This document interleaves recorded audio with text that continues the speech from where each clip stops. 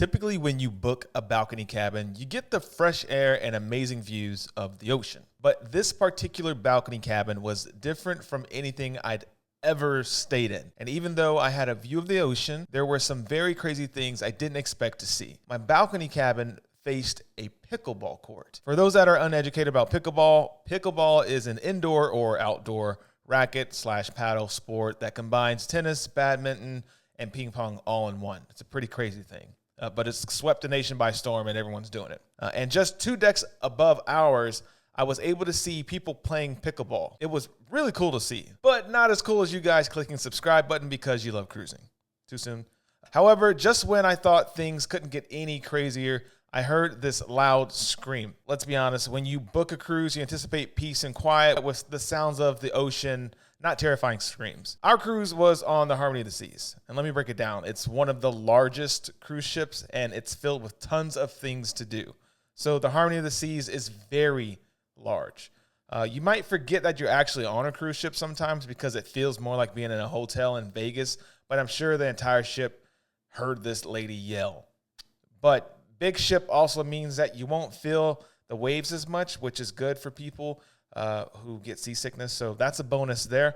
However, with cruise ships getting bigger and bigger and adding flare after flare and roller coaster after roller coaster, you can see why I wanted to try something new with this cabin. We booked a boardwalk cabin. For my experienced people, you may be familiar with this, but these cabins get the most traditional balcony views because you can see the ocean out behind the ship and there's lots of bright sunshine on a clear day, but you also get a really cool view of the boardwalk. The cabin was about $750 for those that need to know per person for a 7-night voyage. So that's just like $100 per night if you do the math.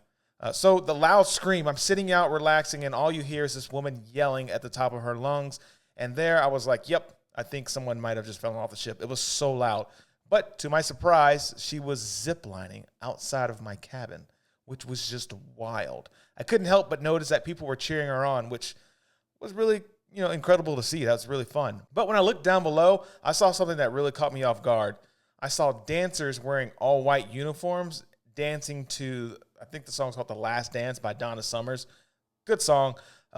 Turns out those were the fry and burger cooks from Royal Caribbean's Johnny Rockets. It's like a 1950s thematic diner experience. It's good. There's a small upcharge though. However, the craziest thing happened while I was watching those dancers. We started hearing these crazy explosions from the back of the ship. Let that sink in. No pun intended. Now, the aft of the ship, there is something called an aqua theater.